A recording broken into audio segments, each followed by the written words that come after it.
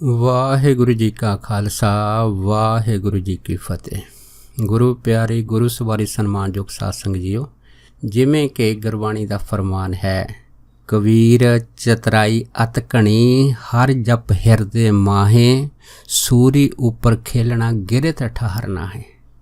ਦੇਖੋ ਚਤਰਾਈ ਜਿਹੜੀ ਹੈ ਕਹਿੰਦੇ ਅਤ ਘਣੀ ਹੈਗੀ, ਇਸ ਕਰਕੇ ਸਦਾ ਹੀ ਆਪਣੇ ਹਿਰਦੇ ਦੇ ਅੰਦਰ ਵਾਹਿਗੁਰੂ ਜੀ ਦਾ ਜਾਪ ਕਰਨਾ ਹੈਗਾ।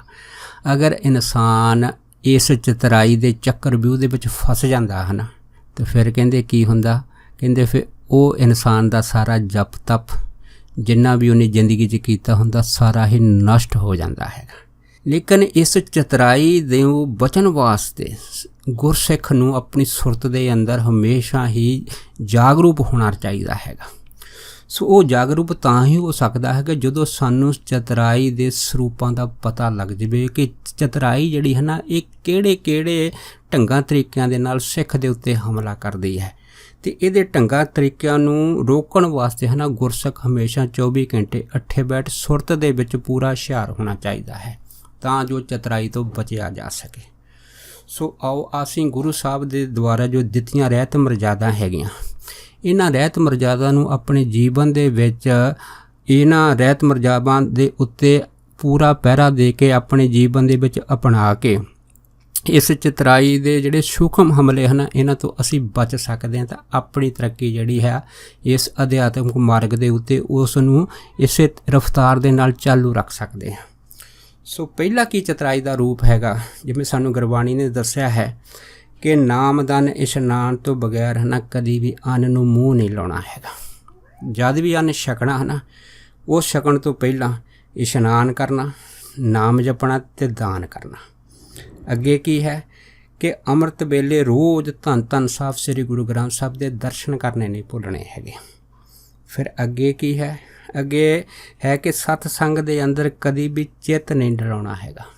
ਹਮੇਸ਼ਾ ਸਤਸੰਗ ਦੇ ਅੰਦਰ ਆਪਣੀ ਜਿਹੜੀ ਬਿਰਤੀ ਹੈ ਉਹ ਸ਼ਬਦ ਦੇ ਨਾਲ ਜੋੜ ਕੇ ਰੱਖਣੀ ਹੈਗੀ ਆ, ਤਾਂ ਜੋ ਜਿਹੜਾ ਮਨ ਹੈ ਨਾ ਉਹ ਚੜ੍ਹਦੀਆਂ ਕਲਾਂ ਦੇ ਵਿੱਚ ਰਹੇ। ਅੱਗੇ ਕੀ ਹੈ ਕਿ ਸਤਸੰਗ ਦੇ ਅੰਦਰ ਜਿਹੜੇ ਗੁਰੂ ਦੇ ਬਚਨ ਹਨ, ਇਹਨਾਂ ਬਚਨਾਂ ਨੂੰ ਕਦੀ ਨਹੀਂ ਰੋਕਣਾ। ਚਾਹੇ ਸਤਸੰਗ ਦੇ ਅੰਦਰ ਕਥਾਵਾਚਕ ਕਥਾ ਕਰਦਾ ਹੈ, ਚਾਹੇ ਕੀਰਤੀਆਂ ਸਿੰਘ ਕੀਰਤਨ ਕਰਦਾ ਹੈਗਾ, ਕਥਾ ਅਤੇ ਕੀਰਤਨ ਕਰਦੇ ਸਮੇਂ ਉਹਨਾਂ ਨੂੰ ਕਿਸੇ ਕਿਸਮ ਦਾ ਕੋਈ ਪ੍ਰਸ਼ਨ ਨਹੀਂ ਕਰਨਾ ਹੈਗਾ। ਬਸ ਆਪਣੇ ਸੁਰਤ ਦੇ ਅਨੁਸਾਰ ਕਥਾ ਅਤੇ ਕੀਰਤਨ ਨੂੰ ਸਰਵਣ ਕਰਕੇ ਇਸ ਚਤਰਾਈ ਦੇ ਸੂਖਮ ਹਮਲਿਆਂ ਤੋਂ ਹਮੇਸ਼ਾ ਬਚਣਾ ਹੈਗਾ। ਸੋ ਅੱਗੇ ਕੀ ਹੈ ਕਿ ਜਿਹੜਾ ਹੈ ਨਾ ਗਰੀਬ ਜਾਂ ਲੋੜਵੰਦ ਸਿੱਖ ਹੈਗਾ, ਉਹਨੂੰ ਕਦੇ ਆਪਣੇ ਆਪ ਤੋਂ ਦੂਰ ਨਹੀਂ ਕਰਨਾ, ਕਦੀ ਧੱਕੇ ਨਹੀਂ ਮਾਰਨੇ, ਉਹਨੂੰ ਹਮੇਸ਼ਾ ਨੇੜੇ ਬਿਠਾਉਣਾ ਹੈਗਾ। ਸੋ ਅਗਲਾ ਜਿਹੜਾ ਹੈ ਨਾ ਚਤਰਾਈ ਦੇ ਸਰੂਪ ਤੋਂ ਬਚਣ ਦਾ ਕੀ ਉਪਾਅ ਜਿਹੜਾ ਹੈਗਾ ਸਾਨੂੰ ਮਹਾਂਪੁਰਖ ਦੱਸਦੇ ਆ ਕਿ ਸ਼ਬਦ ਗਿਆਨ ਤੋਂ ਬਿਨਾਂ ਨਾ ਕਦੀ ਵੀ ਦੂਸਰਿਆਂ ਵਿੱਚ ਜਾ ਕੇ ਦੁਨਿਆਵੀ ਗੱਪਾਂ ਨਹੀਂ ਮਾਰਨੀਆਂ ਹੈਗੀਆਂ। ਇਹ ਜਿਹੜੀਆਂ ਗੱਪਾਂ ਹੈਗੀਆਂ ਇਹਦੇ ਵਿੱਚ ਵੀ ਚਤਰਾਈ ਜਿਹੜੀ ਹੈ ਸੂਖਮ ਹਮਲਾ ਕਰ ਜਾਂਦੀ ਸਿੱਖ ਦੇ ਉੱਤੇ। ਸੋ ਅੱਗੇ ਕੀ ਹੈ ਕਿ ਜਦ ਵੀ ਹੈ ਨਾ ਸ਼ਬਦ ਦਾ ਭੋਗ ਪਵੇ, ਭੋਗ ਦੇ ਸਮੇਂ ਸੀਸ ਜ਼ਰੂਰ ਨਿਭਾਉਣਾ ਹੈਗਾ, ਤਾਂ ਜੋ ਸਾਡੀ ਜਿਹੜੀ ਸੁਰਤ ਹੈ ਨਾ ਉਹ ਸ਼ਬਦ ਦੇ ਨਾਲ ਅਟੈਚ ਰਹੇ ਅਤੇ ਸ਼ਬਦ ਦਾ ਮਾਣ ਅਤੇ ਸਨਮਾਨ ਸਾਡੇ ਹਿਰਦੇ ਦੇ ਅੰਦਰ ਬਣਿਆ ਰਹੇ। ਫਿਰ ਅੱਗੇ ਕੀ ਹੈ ਕਿ ਪ੍ਰਸ਼ਾਦ ਜਾਂ ਲੰਗਰ ਦੇ ਸਮੇਂ ਕਦੀ ਵੀ ਕਾਣੀ ਵੰਡ ਨਹੀਂ ਕਰਨੀ ਹੈ। ਅਗਰ ਅਸੀਂ ਇਸ ਚੀਜ਼ ਤੋਂ ਸ਼ਰ ਰਹਾਂਗੇ ਅਤੇ ਚਤਰਾਈ ਦਾ ਜਿਹੜਾ ਹੈ ਨਾ ਸੂਖਮ ਹਮਲਾ ਇਹ ਤੋਂ ਬਚੇ ਰਹਾਂਗੇ। ਸੋ ਅਗਲਾ ਜੀ ਕੀ ਹੈ ਕਿ ਜਿਹੜੀ ਹੈ ਨਾ ਤੁਰਕ ਦੀ ਮੋਹਰ ਵਾ, ਤੁਰਕ ਦੀ ਮੋਹਰ ਨੂੰ ਕਦੀ ਵੀ ਸੀਸ ਦੇ ਉੱਤੇ ਨਹੀਂ ਰੱਖਣਾ ਹੈਗਾ। ਇਹ ਜਿਹੜਾ ਹੈਗਾ ਸਾਨੂੰ ਚਤਰਾਈ ਦੇ ਹਮਲੇ ਤੋਂ ਸਾਵਧਾਨ ਚੀਜ਼ ਰੱਖਦੀ ਆ। ਫਿਰ ਅੱਗੇ ਕੀ ਹੈ ਕਿ ਸ਼ਾਸਤਰਾਂ ਨੂੰ ਕਦੀ ਵੀ ਪੈਰ ਨਹੀਂ ਲਾਉਣੇ। ਗੁਰੂ ਸਾਹਿਬ ਦੇ ਜਿਹੜੇ ਸ਼ਾਸਤਰ ਹਨ ਇਹਨਾਂ ਨੂੰ ਕਦੀ ਪੈਰ ਨਹੀਂ ਲਾਉਣਾ। ਜਦੋਂ ਵੀ ਦਰਸ਼ਨ ਕਰਨੇ ਆਪਣੇ ਮਨ ਹਿਰਦੇ ਨਾਲ ਸਤਿਕਾਰ ਦੇ ਨਾਲ ਅਤੇ ਆਪਣਾ ਸੀਸ ਝੁਕਾ ਕੇ ਸ਼ਾਸਤਰਾਂ ਦੇ ਦਰਸ਼ਨ ਕਰਨੇ। ਅੱਗੇ ਕੀ ਹੈ ਕਿ ਕਥਾ ਕੀਰਤਨ ਦੇ ਜਿਹੜੇ ਦੀਵਾਨ ਲੱਗਦੇ ਹਨ ਬਾਹਰ ਸੰਗਤਾਂ ਦੇ ਉਪਰਾਲਿਆਂ ਦੇ ਨਾਲ, ਇਹਨਾਂ ਤੋਂ ਕਦੀ ਗੈਰ ਹਾਜ਼ਰ ਨਹੀਂ ਹੋਣਾ। ਭਾਵ ਕਿ ਕੋਸ਼ਿਸ਼ ਕਰਨੀ ਕਿ ਵੱਧ ਤੋਂ ਵੱਧ ਇਹ ਲੱਗੇ ਦੀਵਾਨਾਂ ਦੇ ਅਸੀਂ ਆਪਣੇ ਜੀਵਨ ਦੇ ਵਿੱਚ ਲਾਭ ਲੈ ਕੇ ਅਤੇ ਆਪਣੀ ਜਿਹੜੀ ਰਫਤਾਰ ਹੈਗੀ ਅਧਿਆਤਮਿਕ ਰਫਤਾਰ, ਰੂਹਾਨੀਅਤ ਦੀ ਜਿਹੜੀ ਤਰੱਕੀ ਆ ਉਹ ਸਾਡੀ ਉਸੇ ਤਰ੍ਹਾਂ ਜਾਰੀ ਰਹੇ। ਇਸ ਕਰਕੇ ਕਦੀ ਵੀ ਕਥਾ ਕੀਰਤਨ ਦੇ ਦੀਵਾਨਾਂ ਦੇ ਉੱਤੇ ਕਦੀ ਵੀ ਗੈਰ ਹਾਜ਼ਰੀ ਨਹੀਂ ਭਰਨੀ ਹੈ। ਸੋ ਅੱਗੇ ਕੀ ਇੱਕ ਰਹਿਤ ਤੋਂ ਬਗੈਰ ਹੈ ਨਾ ਕਦੀ ਦੇਗ ਨਹੀਂ ਵਰਤਾਉਣੀ। ਜਦੋਂ ਵੀ ਕੜਾਹ ਪ੍ਰਸ਼ਾਦੀ ਦੇਗ ਵਰਤਾਉਣੀ ਆ ਤੇ ਹਮੇਸ਼ਾ ਰਹਿਤ ਦੇ ਵਿੱਚ ਰਹਿ ਕੇ ਵਰਤਾਉਣੀ ਆ। ਅੱਗੇ ਕੀ ਹੈ ਕਿ ਮਾਈ ਭੈਣ ਬੇਟੀ ਜੋ ਵੀ ਹੈ ਸੰਗਤ ਦੇ ਵਿੱਚ ਆਵੇ ਹਨ, ਉਸ ਨੂੰ ਕਦੀ ਵੀ ਬੁਰੀ ਦ੍ਰਿਸ਼ਟੀ ਦੇ ਨਾਲ ਨਹੀਂ ਦੇਖਣਾ ਹੈਗਾ। ਬਸ ਕੋਈ ਵੀ ਮਾਈ ਭੈਣ ਬੇਟੀ ਸੰਗਤ 'ਚ ਆਵੇ ਉਹਨੂੰ ਕਦੇ ਵੀ ਬੁਰੀ ਦ੍ਰਿਸ਼ਟੀ ਦੇ ਨਾਲ ਨਹੀਂ ਦੇਖਣਾ। ਇਸੇ ਕਰਕੇ ਸਾਨੂੰ ਗੁਰਬਾਣੀ ਨੇ ਆਖਿਆ ਕਿ ਪਰ ਬੇਟੀ ਕੋ ਬੇਟੀ ਜਾਣੇ, ਪਰ ਇਸਤਰੀ ਕੋ ਮਾਤ ਬਖਾਣੇ।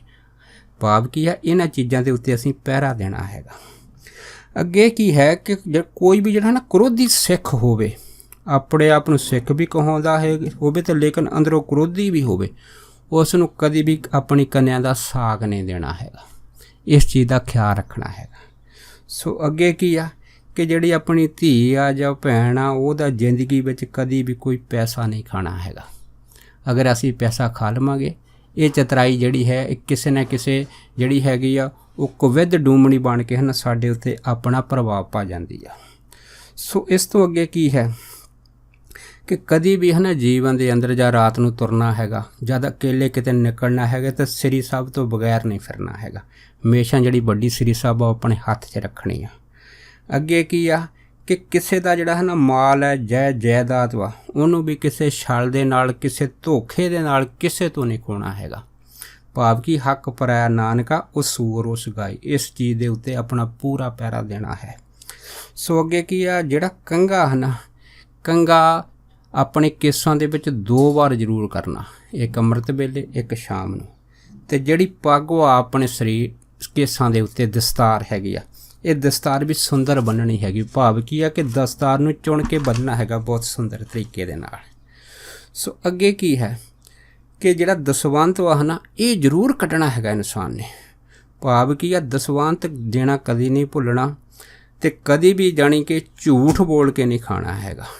ਚਤਰਾਈ ਆ ਨਾ, ਇਸ ਤੋਂ ਇੱਕ ਬਚਣ ਦਾ ਸੂਖਮ ਜਿਹੜਾ ਹੈ ਨਾ ਤਰੀਕਾ ਹੈਗਾ ਕਿ ਦਸਵੰਧ ਜ਼ਰੂਰ ਕੱਢਣਾ, ਕਦੀ ਵੀ ਝੂਠ ਬੋਲ ਕੇ ਨਹੀਂ ਖਾਣਾ ਹੈਗਾ। ਅੱਗੇ ਕੀ ਹੈਗਾ, ਠੰਡੇ ਜਲ ਦਾ ਜ਼ਰੂਰ ਇਸ਼ਨਾਨ ਕਰਨਾ ਹੈਗਾ। ਜਦ ਵੀ ਇਸ਼ਨਾਨ ਕਰਨਾ ਨਾ ਸਿੱਖ ਨੇ ਕੋਸ਼ਿਸ਼ ਕਰਨੀ ਹੈ ਕਿ ਅਸੀਂ ਠੰਡੇ ਜਲ ਦਾ ਇਸ਼ਨਾਨ ਕਰੀਏ।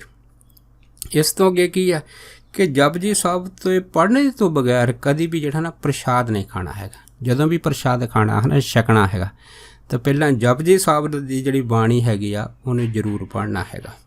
ਅਤੇ ਸ਼ਾਮ ਨੂੰ ਰਹਿਰਾਸ ਸਾਹਿਬ ਦੀ ਜਿਹੜੀ ਬਾਣੀ ਆ ਇਹ ਵੀ ਹਮੇਸ਼ਾ ਪੜ੍ਹਨੀ ਹੈ, ਇਹ ਕਦੀ ਨਹੀਂ ਛੱਡਣੀ। ਰਾਤ ਨੂੰ ਕੀਰਤਨ ਸੋਲੇ ਦੀ ਬਾਣੀ ਇਹ ਵੀ ਜ਼ਰੂਰ ਪੜ੍ਹਨੀ ਹੈਗੀ ਆ। ਇਸ ਤੋਂ ਅੱਗੇ ਕੀ ਹੈ ਕਿ ਨਿੰਦਾ ਅਤੇ ਚੁਗਲੀ ਤੋਂ ਹਮੇਸ਼ਾ ਬਚ ਕੇ ਰਹਿਣਾ ਹੈਗਾ। ਸੋ ਇਸ ਤੋਂ ਅੱਗੇ ਕੀ ਹੈ ਕਿ ਜਿਹੜੇ ਹੈ ਨਾ ਤੁਰਕਾਂ ਤੋਂ ਕਦੀ ਵੀ ਕੁੱਠਾ ਮਾਸ ਲੈ ਕੇ ਜ਼ਿੰਦਗੀ 'ਚ ਨਹੀਂ ਖਾਣਾ ਹੈਗਾ। ਇਸ ਚੀਜ਼ ਦਾ ਖਾਸ ਕਰਕੇ ਖਿਆਲ ਰੱਖਣਾ ਹੈਗਾ। ਫਿਰ ਅੱਗੇ ਕੀ ਹੈ ਕਿ ਗੁਰੂ ਸ਼ਬਦ ਤੋਂ ਬਿਨਾਂ ਜਿਹੜੇ ਹਨ ਕਦੀ ਵੀ ਗੰਦੇ ਗੀਤ ਨਹੀਂ ਜਿਹੜੇ ਹੈਗੇ ਨਾ ਗਾਉਣੇ ਆ ਅਤੇ ਨਾ ਸੁਣਨੇ ਆ, ਅਤੇ ਨਾ ਹੀ ਇਸਤਰੀਆਂ ਦੇ ਹੈ ਨਾ ਗੰਦੇ ਗੀਤ ਕਦੀ ਜਿਹੜੇ ਵਿਆਹ ਸ਼ਾਦੀਆਂ 'ਚ ਹੁੰਦੇ ਆ ਉਹਨੂੰ ਸੁਣਨਾ ਹੈਗਾ। ਇਸ ਤੋਂ ਅੱਗੇ ਕੀ ਆ ਕਿ ਅਰਦਾਸ ਤੋਂ ਬਿਨਾਂ ਹੈ ਨਾ ਕੋਈ ਵੀ ਕਾਰਜ ਨਹੀਂ ਕਰਨਾ। ਜਦ ਵੀ ਕੋਈ ਕਾਰਜ ਕਰਨਾ ਹੈ ਨਾ, ਉਸ ਕਾਰਜ ਤੋਂ ਪਹਿਲਾਂ ਗੁਰੂ ਜੀ ਦੇ ਅੱਗੇ ਚਰਨਾਂ ਦੇ ਵਿੱਚ ਅਰਦਾਸ ਬੇਨਤੀ ਜ਼ਰੂਰ ਕਰਨੀ ਆ।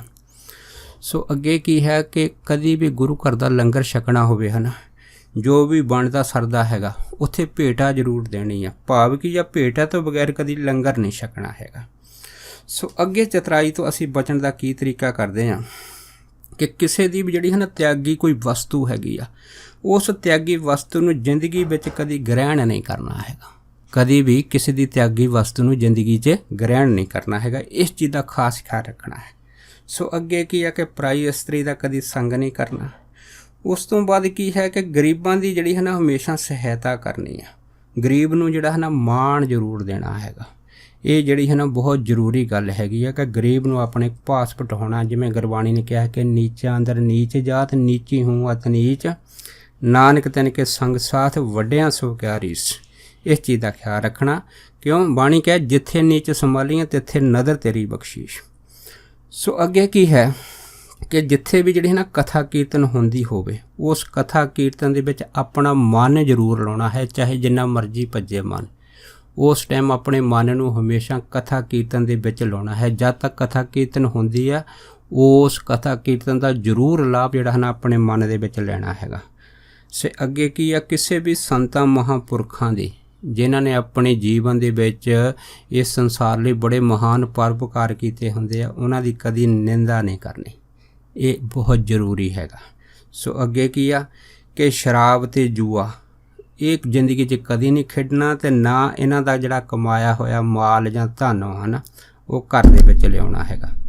ਸੋ ਅੱਗੇ ਕੀ ਹੈ ਕਿ ਗੁਰੂ ਦੀ ਨਿੰਦਾ ਜਿਹੜੀ ਆ ਨਾ ਕੰਨਾਂ ਨਾਲ ਸੁਣਨੀ ਆ ਜ਼ਿੰਦਗੀ ਦੇ ਅੰਦਰ, ਅਤੇ ਨਾ ਗੁਰੂ ਦੀ ਜਿਹੜੀ ਨਿੰਦਾ ਹੈਗੀ ਆ ਕਦੀ ਆਪਣੀ ਰਸਨਾ ਤੋਂ ਜਿਹੜੀ ਹੈ ਉਹ ਕਰਨੀ ਆ। ਇਸ ਚੀਜ਼ ਦਾ ਖਿਆਲ ਰੱਖਣਾ। ਸੋ ਕਹਿਣ ਤੋਂ ਭਾਵ ਇਹ ਕਿ ਜਿਹੜੇ ਇਨਸਾਨ ਗੁਰੂ ਦੀ ਨਿੰਦਾ ਕਰਦੇ ਉਹਨਾਂ ਦਾ ਹਮੇਸ਼ਾ ਤਿਆਗ ਕਰਨਾ ਹੈਗਾ। ਸੋ ਅੱਗੇ ਕੀ ਹੈ ਕਿ ਗੁਰੂ ਦੀ ਜਿਹੜੀ ਗੋਲਕ ਹੈ ਨਾ ਉਸ ਗੋਲਕ ਦਾ ਕਦੀ ਵੀ ਨਜਾਇਜ਼ ਇਸਤੇਮਾਲ ਨਹੀਂ ਕਰਨਾ ਹੈਗਾ। ਗੁਰੂ ਦੀ ਗੋਲਕ ਦਾ ਧਨ ਜਿਹੜਾ ਹੈ ਨਾ ਇਸ ਸਰਬੱਤ ਦੇ ਭਲੇ ਦੇ ਵਾਸਤੇ ਵਰਤਣਾ ਹੈਗਾ, ਅਤੇ ਵਾਹਿਗੁਰੂ ਕਹਿਣ ਤੋਂ ਬਿਨਾਂ ਕਦੀ ਵੀ ਜਿਹੜਾ ਹੈ ਨਾ ਇਹ ਪ੍ਰਸ਼ਾਦਾ ਨਹੀਂ ਛਕਣਾ। ਸੋ ਅੱਗੇ ਕੀ ਮਹਾਰਾਜਪੁਰ ਕਹਿੰਦੇ ਬੇਸਵਾ ਦਾ ਕਦੀ ਵੀ ਸੰਗ ਨਹੀਂ ਕਰਨਾ ਹੈਗਾ। ਸੋ ਅੱਗੇ ਕੀ ਸਾਨੂੰ ਇਸ ਚੀਜ਼ ਦਾ ਖਿਆਲ ਰੱਖਣਾ ਕਿ ਜਿਹੜਾ ਵਿਅਕਤੀ ਗੁਰੂ ਤੋਂ ਜ਼ਿਆਦਾ ਸਿਆਣਾ ਸਮਝੇ, ਚਲਾਕ ਅਤੇ ਪਖੰਡੀ ਹੋਵੇ, ਉਸ ਦਾ ਕਦੇ ਸੰਗ ਨਹੀਂ ਕਰਨਾ ਹੈਗਾ। ਕਿਉਂ? ਇਹ ਜਿਹੜਾ ਵਿਅਕਤੀ ਆ ਨਾ ਇਹ ਗੁਰੂ ਦੀ ਨਜ਼ਰ ਦੇ ਅੰਦਰ ਸਭ ਤੋਂ ਵੱਡਾ ਧੋਖੀ ਹੁੰਦਾ ਹੈਗਾ। ਇਸ ਕਰਕੇ ਇਹਦਾ ਕਦੀ ਵੀ ਸੰਗ ਨਹੀਂ ਕਰਨਾ ਹੈਗਾ। ਸੋ ਅੱਗੇ ਕੀ ਹੈ ਕਿ ਗੁਰੂ ਨੂੰ ਛੱਡ ਕੇ ਬਾਹਰੋਂ ਕਿਸੇ ਤੋਂ ਵੀ ਦਾਤ ਨਹੀਂ ਮੰਗਣੀ ਹੈਗੀ। ਮਹਾਰਾਜ ਨੇ ਕਿਹਾ ਨਾ ਕਿ ਹੇ ਵਾਹਿਗੁਰੂ, ਮੈਂ ਤੇਰੇ ਤੋਂ ਬਗੈਰ ਦੂਸਰੇ ਤੋਂ ਕੋਈ ਦਾਤ ਨਹੀਂ ਮੰਗੂੰਗਾ, ਅਤੇ ਨਾ ਤੇਰੇ ਤੋਂ ਬਗੈਰ ਕਿਸੇ ਦੂਸਰੇ ਨੂੰ ਧਿਆਊਂਗਾ। ਤੁਮੇ ਛਾੜ ਕੋ ਅਵਰ ਨਾ ਧਿਆऊं, ਜੋ ਵਰ ਚਾਹੂੰ ਸੋ ਤੁਮ ਤੇ ਪਾऊं। ਮਹਾਰਾਜ ਨੇ ਕਿਹਾ ਹੈ ਕਿ ਆਪਣੇ ਗੁਰੂ ਸਾਹਿਬ ਤੋਂ ਬਗੈਰ ਦੂਸਰੇ ਤੋਂ ਕੋਈ ਦਾਤ ਨਹੀਂ ਮੰਗਣੀ ਹੈ। ਅਤੇ ਅੱਗੇ ਕੀ ਹੈ ਕਿ ਰਾਤ ਨੂੰ ਜਿਹੜਾ ਹੈ ਨਾ ਤਾਂ ਅਲਫ ਨੰਗੇ ਸੌਣਾ ਹੈਗਾ, ਨਾ ਅਲਫ ਨੰਗੇ ਜਿਹੜਾ ਹੈਗਾ ਵਿਸ਼ਾ ਬਕਾਰ ਦਾ ਭੋਗ ਭੋਗਣਾ ਹੈਗਾ। ਸੋ ਇਸ ਤੋਂ ਬਾਅਦ ਕੀ ਹੈ ਤੇ ਨਾ ਇਸ਼ਨਾਨ ਕਰਨਾ ਹੈਗਾ, ਅਤੇ ਨਾ ਜਿਹੜਾ ਹੈਗਾ ਨਾ ਨੰਗੇ ਸਿਰ ਕਦੀ ਬਾਹਰ ਘੁੰਮਣਾ ਫਿਰਨਾ ਹੈਗਾ। ਇਸ ਚੀਜ਼ ਦਾ ਬੜਾ ਖਿਆਲ ਰੱਖਣਾ ਹੈ। ਸੋ ਨਾ ਹੀ ਨੰਗੇ ਸਿਰ ਕਦੀ ਵੀ ਗੁਰੂ ਕਾ ਲੰਗਰ ਵਰਤਾਉਣਾ ਹੈਗਾ। ਭਾਵ ਕੀ ਆ, ਇਸ ਤਰ੍ਹਾਂ ਦੇ ਜਿਹੜੇ ਹੈ ਨਾ ਅਨੇਕਾਂ ਜੋ ਸਾਨੂੰ ਗੁਰੂ ਘਰ ਦੇ ਅੰਦਰ ਇਸ ਚਤਰਾਈ ਦੇ ਰੂਪ ਮਿਲਦੇ ਆ, ਇਹਨਾਂ ਤੋਂ ਅਸੀਂ ਹੁਸ਼ਿਆਰ ਰਹਿਣਾ ਹੈ। ਕਿਉਂਕਿ ਚਤਰਾਈ ਜਿਹੜੀ ਹੈ ਨਾ ਇਹਨਾਂ ਜਿਹੜੇ ਜੋ ਰਹਿਤ ਮਰਜ਼ਾਦਾ ਹੈਗੀ ਆ ਇਹਦੀ ਨਾ ਪਾਲਣਾ ਹੋਣ ਕਰਕੇ ਸਾਡੇ ਅੰਦਰ ਕਿਸੇ ਵੀ ਨਾ ਕਿਸੇ ਰੂਪ ਦੇ ਵਿੱਚ, ਮਾਇਆ ਦੇ ਰੂਪ ਦੇ ਵਿੱਚ ਇਹ ਚਤਰਾਈ ਅੰਦਰ ਆ ਜਾਂਦੀ ਹੈਗੀ ਆ। ਜਦ ਚਤਰਾਈ ਅੰਦਰ ਆਉਂਦੀ ਆ ਅਤੇ ਮਹਾਰਾਜ ਨੇ ਕਿਹਾ ਹੈ ਕਿ ਚਤਰਾਈ ਅਤ ਕਣੀ ਹੈ।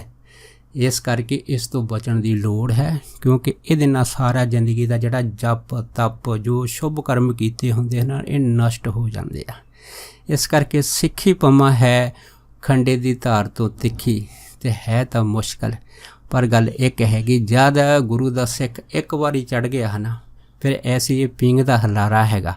ਬਸ ਇਹ ਹਲਾਰਾ ਜਿਹੜਾ ਹੈ ਨਾ ਇਸ ਜੋ ਗੁਰੂ ਦਾ ਸਿੱਖ ਹੈਗਾ ਇਹਨੂੰ ਉਸ ਫਰਸ਼ ਤੋਂ ਚੱਕ ਕੇ ਐਸੇ ਅਰਸ਼ 'ਤੇ ਪਹੁੰਚਾ ਦਿੰਦਾ ਹੈਗਾ ਜਿੱਥੇ ਸਦਾ ਹੀ ਆਨੰਦ, ਸਦਾ ਹੀ ਖੁਸ਼ੀਆਂ, ਸਦਾ ਹੀ ਖੇੜੇ ਹੁੰਦੇ ਆ।